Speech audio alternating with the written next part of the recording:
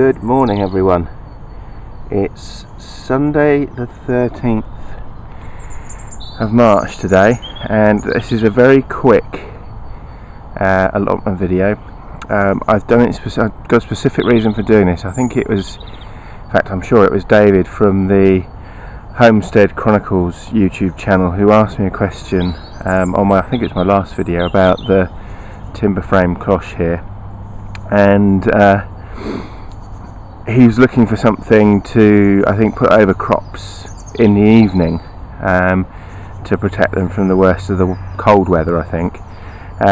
What I've been down here this morning doing is I want to start probably next weekend, depending on what the weather's like this week, sowing seeds. And what I want to do is warm up the soil where I'm going to sow. So if I just take a step back for a moment, you'll see what I've been doing is putting out essentially lots of plastic in different formats to try and warm the soil up, so that next weekend when I come down, hopefully I can sow some seeds. Now I thought it'd be useful just to do a quick video of this, just to show David some of the alternatives that I use, and maybe one of those will be suitable for him. If not, then maybe it will spark some ideas for him for his site. Anyway, let's just start up at this end. These are just very simple metal framed hoops with plastic, and these are all bought from the garden centre or hardware store. They come in a variety of different shapes and sizes depending on the manufacturer, and range in price from about £3 to £5. They're pretty good. I've got 5 or 6 of them actually. I've only put 3 out here because I want to put something else on this gap, which I'll do in a sec, and tag that onto the end of this video. But yeah, they're great. They fold up pretty much flat because you can just put the rings together and then just tie the ends together, and they're fixed in the soil just with metal pegs which are part of the hoop, so it's quite an integral system. So there's 3 of those. In fact, I've got loads of those. And then there's the timber frame cloche, which is basically a timber frame with these plastic, it's plastic water pipe, more on plastic water pipe in a moment, and then with this corrugated plastic attached to that, and attached to the water pipe along its length. This last year had plastic similar to that over it. Unfortunately, this is UV resistant, which is what you need. What I had here, although I thought it was, turned out it wasn't UV resistant. So I'm going to put some ends on this, maybe not today, but before I start using it properly.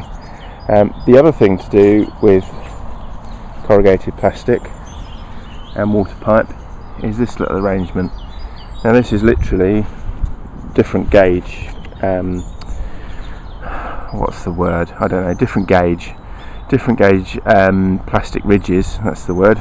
Plastic ridges, much narrower on there and obviously broader on there.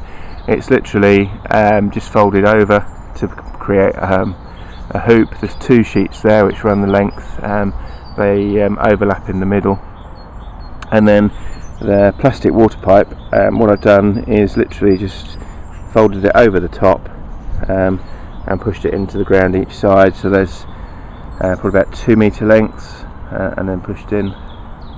And then every other one has got a bit of cane in the end, which comes up to about there on each side, just to give it a little bit more rigidity, and stop it kind of coming undone. Surprisingly, although it looks like it's going to spring apart at any moment, it doesn't tend to. I need to just go and fix the one on the far end because that's a bit loose, but it tends to work very well. As with all things, nothing is completely weatherproof, wind resistant, but that works quite well. And then the final thing I've got is this V-shaped acrylic sheet. I have no idea what this was originally intended for, whether it was made for this purpose or something else, but I kind of was given it a few years ago, and it works perfectly. It's quite, as you can see, put my thumb in there for scale, quite thick. It's quite heavy, but that means it doesn't tend to blow around, or the risk of it blowing around is much less than some of these other designs.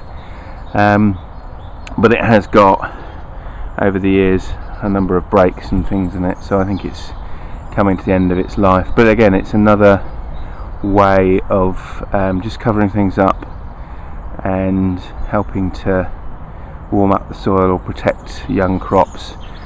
All of these have their advantages and disadvantages. What I will say about particularly these three different ones in the middle is it makes watering quite tricky, because they are closed off completely, and it means you've got to kind of lift them up. It's not a problem, it's just an extra thing to bear in mind if you're coming down to do a quick water, that you've got to lift these things off. The other things, either you can pretty much spray up from one end and then go around and spray up from the other if you've got a hose pipe, or again you've just got to lift them up. The timber frame cloche is quite handy because you can literally just lift up one end and hold it while you water, because it's quite rigid. So as I say, all got their advantages and disadvantages. David, if you're watching this, I hope it's given you some ideas. If not, I don't know kind of what else to suggest, other than perhaps just creating a framework that you can throw some plastic over at night around your crops. But I appreciate probably you're talking a much larger scale than I've got here, so that's about it. If you don't already subscribe to David's YouTube channel, you should do. It's the Homestead Chronicles, I think that's the right, or virtualskyhomestead.com is the website. I'll put a link in the description of this video, and if I can make it work, I'll put it up on the screen as well. But it's worth going and having a look at his videos.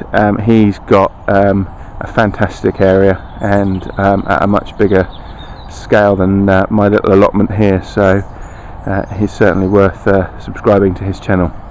Hope everybody else has found this useful. Apologies if it's been a bit boring and lots of talk about plastic and corrugated sheet and timber frames and things like that. There is on my website not a video but a blog post about building the timber frame cloche, so it goes into all the details of the sizes of wood and screws and all the really interesting stuff. That was the original version, that was the plastic one, and then there was a video a few months ago where I replaced the plastic with a corrugated sheet. So again, I'll put links to all of that below, and that's about it. And that's pretty much all I was going to do down here today. We were away last week, so haven't had an opportunity to do very much at all, but we're back now. I just wanted to pop down and do this because, as I say, next weekend I hopefully want to start sowing some seeds. Hope wherever you are, you're having a good weekend, and I'll speak to you soon. Take care now. Bye bye.